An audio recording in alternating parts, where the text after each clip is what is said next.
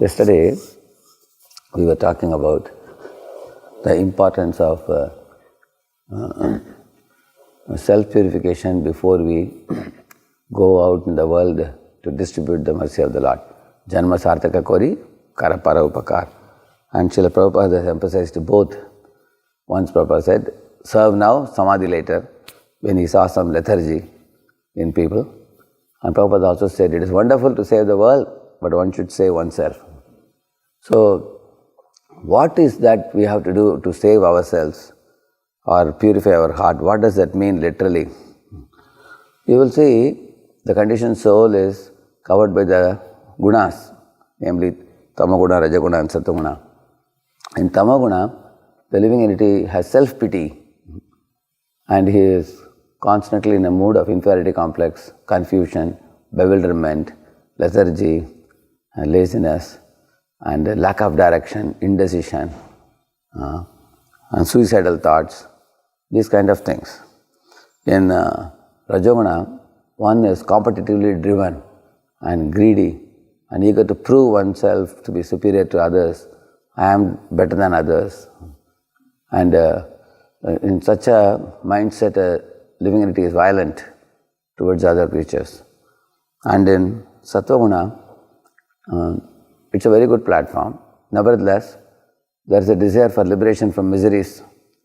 There is also a desire for purification so that one can be relieved of the conditions of the material existence. Therefore, all the three gunas are having a reference point as I, me, mine. This is called self-absorption. Absorption in one's own bodily identity. Due to this, the samadhi or the absorption in the Lord is hardly possible because of this. So, these are to be purified if one really wants to, in a one-pointed way, focus on the Lord. So, for example, if I do some service, in that service, if I become competitively driven, then I may become violent towards other devotees. In the same manner, if I feel inferiority complex, I may make unhealthy comparisons.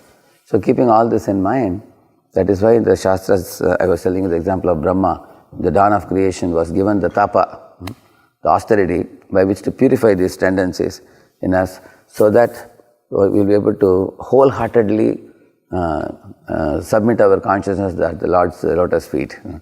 So, at the same time, the preaching and book distribution service cannot wait till we become completely purified. In Los Angeles, in San Francisco, deity installation program, Prabhupada said, one boy asked Prabhupada, how long we have to wait to get purified so that we can go out to the world and preach? Prabhupada said, hear 2 sentences, speak 2 sentences, he said. Hear 2 sentences and speak 2 sentences. Which means Prabhupada said simultaneously we have to do this. Therefore, it is our daily duty that Prabhupada has given us. Take in and give out. Take in and give out. Janma sarthaka kori karapara upakar. He said. And we do it in such a way that we are gradually getting purified.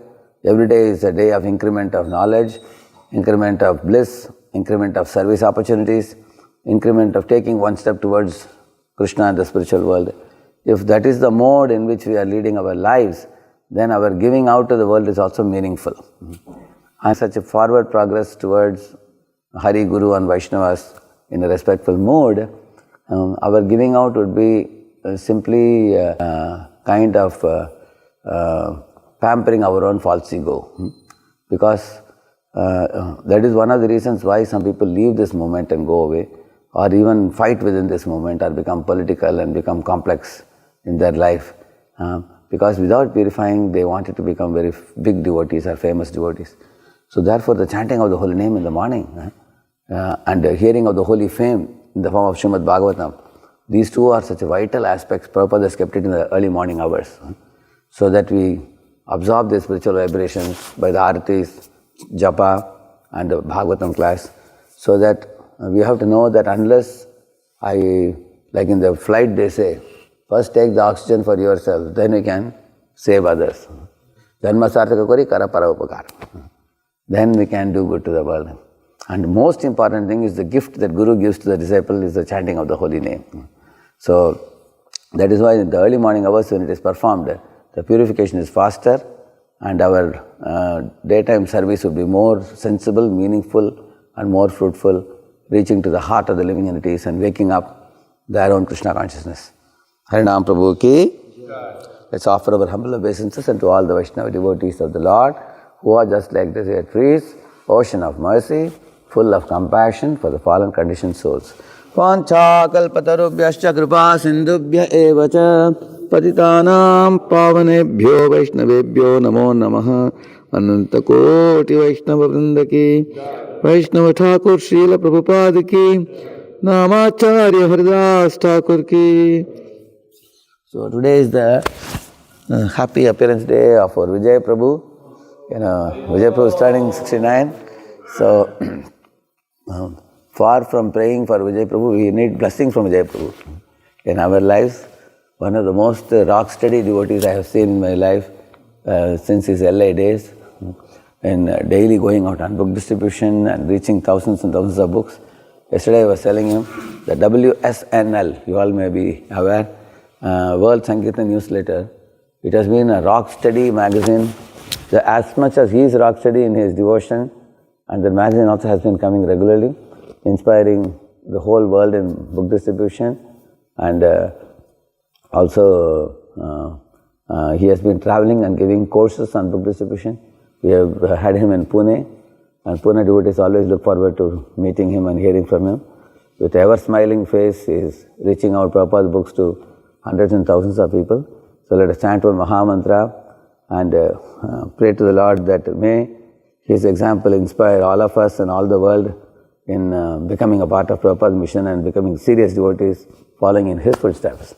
Hare Krishna, Krishna Krishna, Hare Hare, Hare Rama, Rama Rama, Hare Hare. Vijay Prabhu ki